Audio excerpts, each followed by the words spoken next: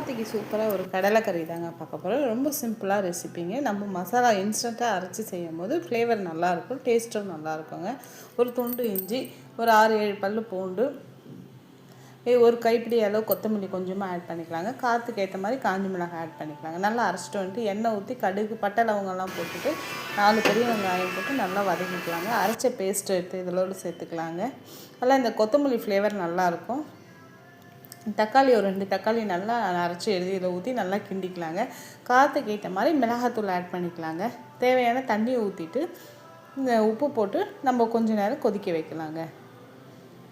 இப்போ வேக வச்ச மூக்கடலையும் இதெல்லாம் சேர்த்துக்கலாங்க. உருளைக்கிழங்கு இருந்தாலும் சேர்த்துக்கலாம், நல்லா இருக்குங்க. கருப்பு மூக்கடலை நான் சேர்த்துருக்கேங்க. இது கொதிக்கிறதுக்குள்ளே நம்ம கொஞ்சம் ஒரு 2 பீஸ் தேங்காய், 1 ஸ்பூன் சோம்பு, கொஞ்சம் தண்ணி ஊற்றி அரைச்சி இதையும் சேர்த்து ஒரு விசில் விட்டு எடுத்துடுங்க. சூப்பராக இருக்குங்க. ரொம்ப சிம்பிளாக இன்ஸ்டண்ட்டாக செஞ்சு சப்பாத்திக்கு சூப்பராக ஒரு கடலைக்கறி தாங்க பார்க்க போகிறோம்.